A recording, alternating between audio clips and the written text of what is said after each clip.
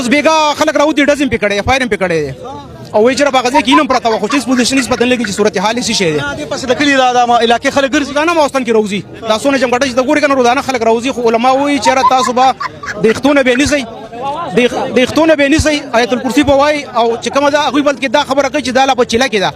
سلوي خورزي ودا دا شي خلک به یری خو چې کله چیلا پوره شول دا په نورم خطرناک شي نو تاسو کوشش وکړئ چې چیلونه مخکې دا ونسی ویلم به وي او واپس په دا خپل دغه شکل کې راشي بیا چې تخزي کنه زنانه ده بالکل هم دي خو شي لاکو زنانه ده ځکه چې په دې لاګه کې راوځي او دا ډیره وسیه ډیره ده او چې دلته نه نوځي په یو طرف بوزوس پدې کې چې پرتل ده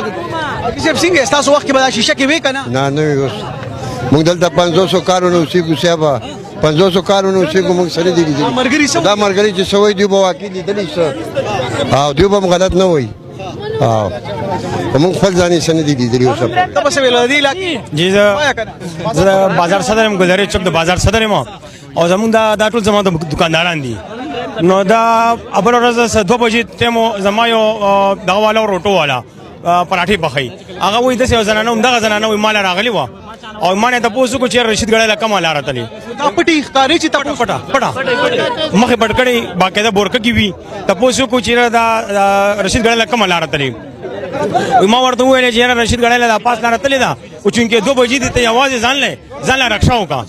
نو بیا کې دلته نه به ځان له رښاو کا او به لاړم هغه رښي والا چې کم نه هغه واپس یې راغو 2 ورځې هغه پته کې مبتلا نو هغه نه به چې خلکو ته پوښتنه کو نو هغه ویل چې مال دلی دا دلته موخه جوړه 2:30 بجې دلته موخه جوړه او چې کله د قبرستان د منځ لاړه نو هغه نه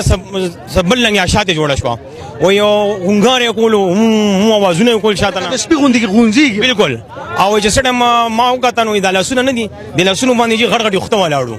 او دا نوکان نه دي دا نوکیله و ډیر تکتور ډیر غړ نو ما به شاته نه دي کتلی او دې چوک کې مې پریخه دا او ځته ما دې رشکا راز غلولې دا